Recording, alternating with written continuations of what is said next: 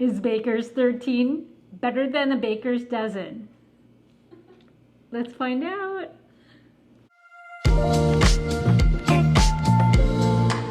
Welcome back to Barrel Man Drinks. I am Oliver. And I am Christine. And today we are reviewing Baker's 13 2024 release. We picked this up in the Jim Beam Distillery during the Kentucky Bourbon Festival weekend. We couldn't get inside the club though. Yeah, so we just drove around to distilleries. In celebration of the upcoming fall season and Halloween, our daughter decorated our little hutch back there. We have So what do you call those things, gourds or pumpkins with the warts on it. But there's some Hello Kitty with some thing on it. But it's kind of fitting though, because we are reviewing Baker's 13. And it's spooky season. In the spooky season, Friday 13th theme, we're wearing black. Oh, we By are. chance, we didn't plan this. Baker's 13 is a Jim Beam product, limited edition, 13-year-old, coming in at 107 proof, and it is a single barrel. You guys have noticed they've done this new cool cap on top of the Baker's. They have this on the 7-year as well. And this is our first Baker's. We actually have never tried Baker's, not even the 7-year. Yeah. Let's check it out. Ooh, this is nice. Yes, the little bling. neck tag, little Little bling, like a little tater bling. I'm always down with that. This is a pricey bottle. This bottle was about $150, I think, from the distillery, or close to like $130 to $150, which I thought was kind of expensive. It's in line. It is. In line with the 13-year profile. So if it's $130 maybe, then it makes sense. But the question is it worth the money? And it being a Jim Beam product, decided to try out, and we're going to compare it to a Knob 12, which I really enjoy. Yeah. Right? Close in years, 1 year off, but half the price maybe. This is about 60 some, right? Under 70. Tastes So peanut buttery to me. Peanut not my shells, favorite, but peanut dust, right? I do enjoy it. Yeah. Let's check these guys out. So we're gonna pour these off, and then we're gonna have a little taste. So we'll be right back. All right. So we're back. We have the whiskeys poured. So let's go ahead and start on the nose. We'll start with the Baker's 13. On the right. And we've had these open. Well, the 12's been open for a while. 13's been open for a week or so. What's the proof on this? 107. 107, okay. Yeah, and I think the proof on the Knob Creek is 100. Yep. So Is it fruity? here's typical Beam notes to me. Is that what that is? Yeah, I always get a light citrus and that slight peanut dust, peanut shell smell, Yeah, I smell that. and a light, small amount of like sweet baking spices, right? Typical flavors, very typical Beam profile. I do smell the peanuts. Okay, let's try the 12. No. Oh, this 12 smells sweeter. It smells a little fruitier. It's a lighter palate, 1 year less, but proof down more, so it's not as intense, It smells sweet. right? It smells sweeter than this. I smell more of a Caramel. yeah. Yeah, caramel, right? brown sugar, Okay, yeah. Okay. Like a light caramel, brown sugar. A little bit of buttercream for me. Butter? Yeah, buttercream icing smell. It's a buttery scent to it, not just caramel, but butter to it for me. And yeah. What do you think? What are your takes like on I that? said, I did smell the caramel. Okay. I don't know if I'm the peanut. I'm trying to find that peanut in the Knob Creek. You know, I'm trying to between the two. Not as peanutty. You can definitely smell the age on the Baker's 13. It does come out a bit more older, more refined. The aging, a little bit of charred oak scent to it. So it's definitely there, Okay. right? So I guess on the nose, we'd give it to the Baker's 13. It is a Baker's 13, so. Okay. Right, let's take it on the palate. Cheers all.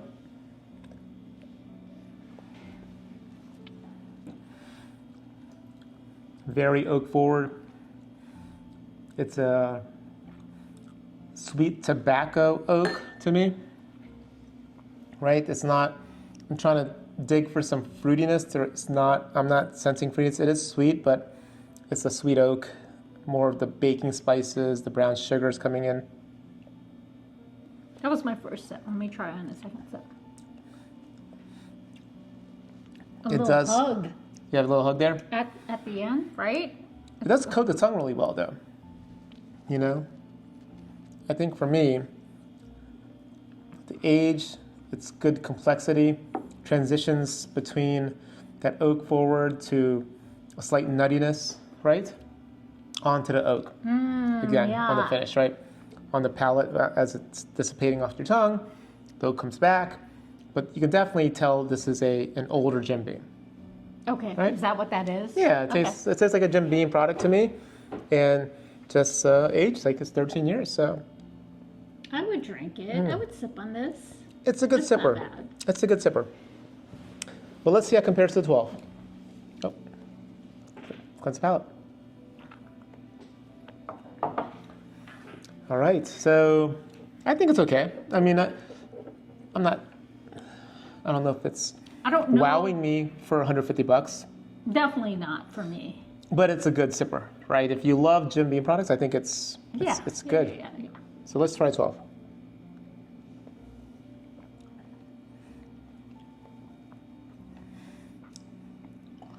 That's it's a bit lighter on the palate. Obviously, it's 100 proof. I would say there's a bit of vanilla, slight vanilla, but again, oakiness with some peanut shell nuttiness, if you will. That bean nuttiness is definitely still there, Yeah. but just lighter, slightly Yeah, lighter, it's right? lighter. It's just slightly lighter. It's definitely easier for me to drink than that. Yeah, if you're not an oaky type of person, you don't like it too oaky, too aged, the 12, for being just 1 year younger, is surprisingly less oaky, I guess, right? And I'm sure. Lighter, I'm not getting the hug like I'm getting with Well, the Baker's 13. The 13 is 107 proof. There's a little bit more proof. Okay. Okay. Yeah, I would say that the 12 does, and this happens sometimes, right? It might punch a little harder than 100 proof it is to me. Okay. It's, right? It tastes hotter than 100 proof. It might be like 103. Not that I can really tell. It doesn't taste as low as 107. Really? To me, yeah, it's not as close, so I can tell the It difference. didn't feel as hot. Unless I am now dead inside from all the bourbon drinking. Maybe. I don't know. Who knows? But no, I think the oak is there. The nutty, that bean nuttiness is there. It's definitely lighter in color because of you can see the color profile. This is very dark. Is This it guy's- just what 1 more year does? You And know, plus the elements. yeah, it's the conditions where they're pulling these barrels from. And again, I think 13 is the youngest, so they might have older bourbon in there by luck, by chance, right? But for me, Now, how much is this guy? it's like 60 something. Oh, okay, I like this guy better. I mean, for the price, the difference. And again, I think if you're a Jim Beam fan, if you love Jim Beam, Yeah. if that's your flavor profile, I mean, Go ahead. do it because it is aged more. You can tell it's aged more. It's definitely oakier. Yeah. And if you love that beam nuttiness, you're going to get it more there. It's going to be more enriched. Yeah. And I think it's worth it for those that love that flavor profile. But for me, I'm not that big a fan. I do like Jim Beam. The products are good. They're drinkable to me. The value now on this 12 is, which used to be allocated, I guess, earlier in the year, it's become really? unallocated for us in Virginia. So it's easily accessible. This is a just as good as a replacement. You know, and I think maybe you should probably buy a Baker 7 just to compare, maybe an older one. I think I've seen a few 8.5-year-old ones in the stores in the area.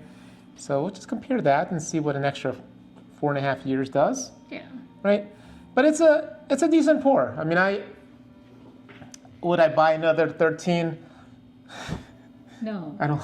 Probably not. I mean, for me personally, you know, I compare it again. Every distillery has, to me, a product similar like this, where the cost jumps and where it might make sense for one person, it doesn't for another. And in Christine's example, it's the Old Forester 1924.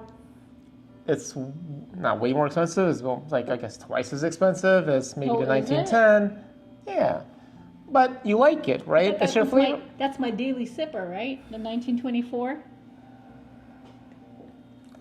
So. Just kidding. Just kidding. No. If you like Beam, I say get it. For me, spending the money on something you really like, you enjoy, if it's your jams, then you get it. We won't get it again unless some reviews basically say it's stellar and amazing, it's completely different than it was before. Then maybe we'll try. But you know, we started trying more at the bars because of our trips to Kentucky, and so we're trying things at the bar. And if we really do like it, we end up buying the bottle because we find, or we figure out that it's worth buying, right? And it saves us money in the long run. So you guys should try it at the bar if you can. If you can taste it at the Jim Beam Distillery for visiting Kentucky, try it out. But for us, we're gonna probably pass next year. And if we need to refill, we'll get this Knob 12 because this is, to me, it's pretty good. Easier for you to sip on. Yeah. Appreciate you. Please like and subscribe as usual. It's really helping the channel. We're trying to get to 600 before the end of the month. Please help us out there. Tell your friends. Make your spouse click on it so she can watch Christine. Here's to starting off the fall season with something not so scary. It's a good bottle. Go get it if you like Jim Beam. All right? Thanks, guys. Have a good one. Cheers.